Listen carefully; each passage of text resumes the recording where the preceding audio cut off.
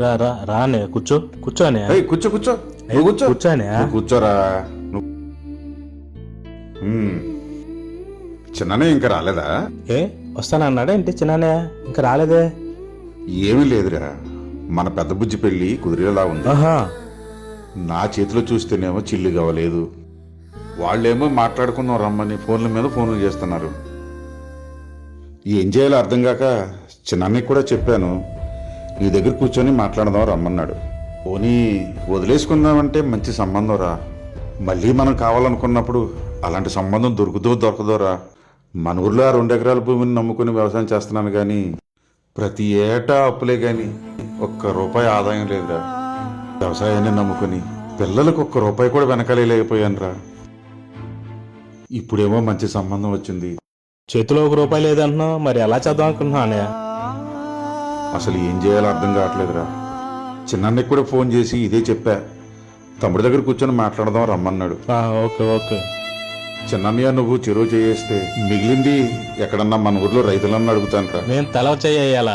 ఏం మాట్లాడుతున్నావు అన్నయ్య? ఏం అర్థం కావట్లేదు. అదిగో చిన్నన్నయ్య వస్తున్నాడుగా.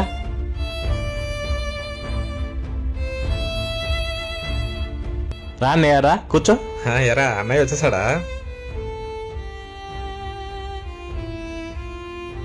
ఝాన్సీ చైర్ తీసురా. అన్నయ్య కారేసి రాలేదా? లేదురా, స్కూటీ చేసుకొచ్చా. ఆహా బావగారు బాగున్నారా? బాగున్నానమ్మా. అన్నయ్య నువ్వు వచ్చి ఎంతసేపు అయింది? ఇప్పుడేరా, ఇంతకు ముందే వచ్చా. తమ్ముడికి చెప్పావా విషయం? చెప్పాను.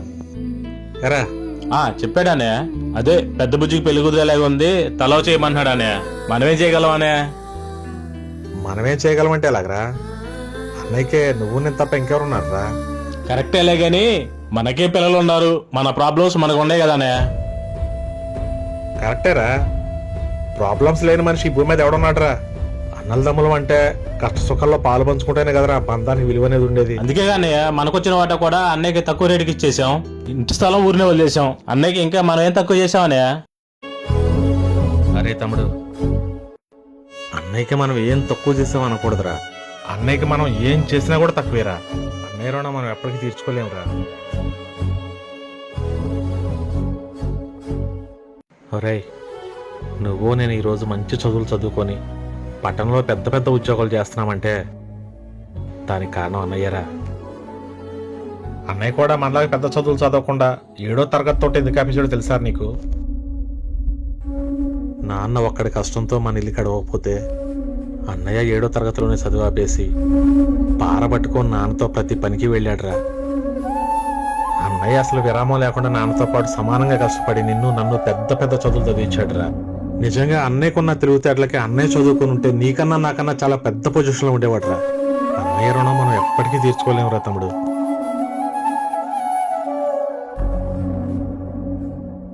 ఇంత చేసిన అన్నయ్య ఈ రోజు కూతురు పెళ్లి చేయటం మన దగ్గర చేయి చాపాలేరా? అది మన బాధ్యత కాదా?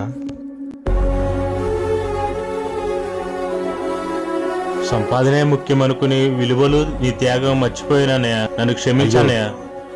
ఒరేయ్, మిమ్మల్ని తమ్ముళ్ళలాగా ఎప్పుడు అనుకోలేదురా, నా కన్న బిడ్డల్లాగా చూసుకున్నాను. అన్నంటే నాన్నంట, తమ్ముడు తన కొడుకంట, ఆ సంగతి అర్థం అయితే జన్మంతా ఆనంద. అన్నయ్య మన పెద్ద బుజ్జి పెళ్లి ఒక రేంజ్ లో చేద్దాం. చిన్నయ్య ఎలా ఉండాలో నువ్వు ప్లాన్ చేయి, ఏది తగ్గకూడదు. పదనే వాళ్ళతో మాట్లాడదాం.